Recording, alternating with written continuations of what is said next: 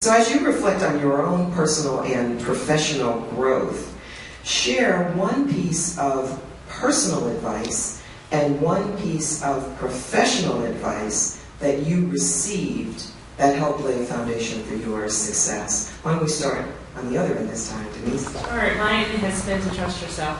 And that was in both aspects, whether it was personal or professional. I think it's easy to believe that others have the answers, and quite frankly, maybe they do. But in terms of what I know as an individual and what you know as an individual, and what we know collectively, we have to trust and believe in them and understand that that's what we have as our foundation that we have to remain committed to. So that's been very important. We can be the best at being who we are instead of trying to be what everybody else wants. I appreciate that. I think for me, and I think you mentioned it earlier when you referenced not playing by the rules, I think for me, taking what ordinarily would be considered a non-traditional path made all the difference in the world for me.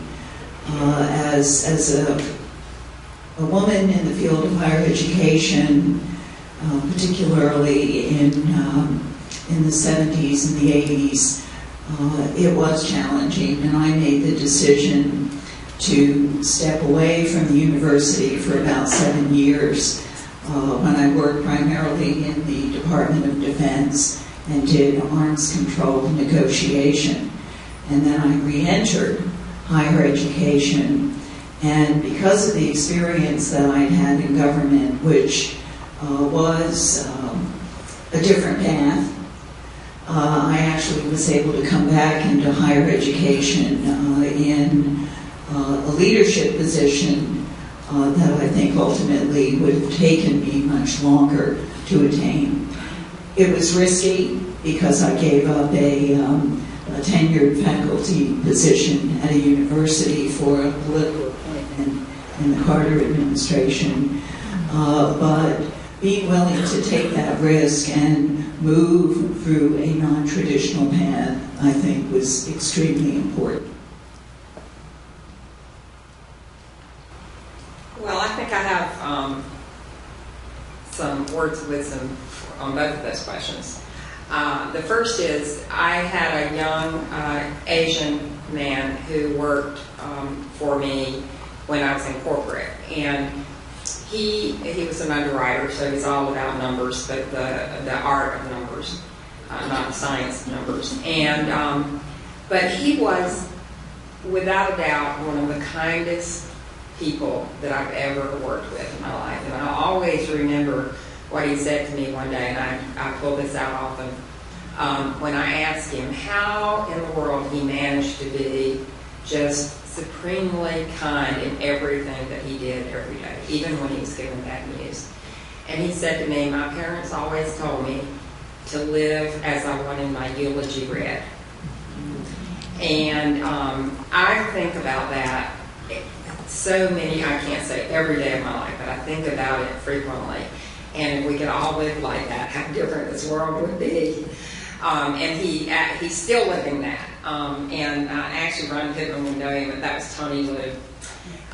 So the other thing I would tell you is, growing up, I'm older than anyone at the table, and so I've seen every kind of discrimination that you can imagine in the workplace. And things are much, much better today than they were when I started working in 1968.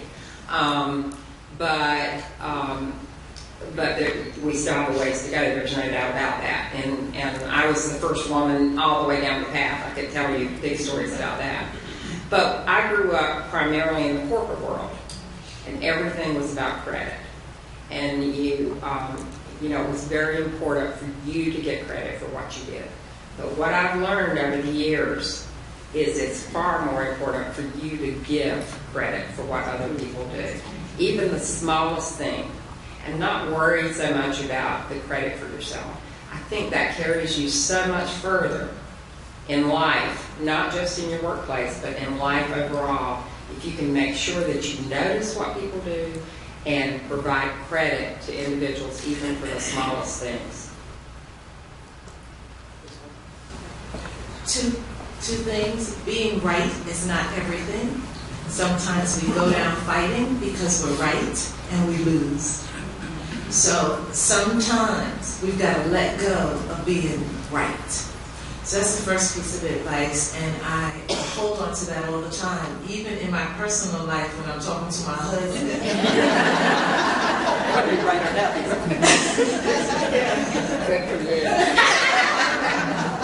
And two, surround yourself by people who are smarter than you and who want your job. And a lot of times what we do is we hold on to what we believe is our space and our turf and our title. And I believe that that is interchangeable and exchangeable, and I have always hired people who want my job because that means I can get a new one.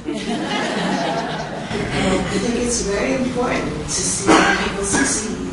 And so those are the two pieces of advice that I hold on to, and I really surround myself by people all the time who want my job, and I don't hold on to being right. And those two things, particularly in the corporate world, but I know they would apply everywhere, it's interesting how sometimes leaders will hold other people back because they don't want them to get their job, and or when they lose them, they have to go find someone else. That, like, they see it as work on themselves instead of seeing it as a way to run themselves. So thank you for sharing.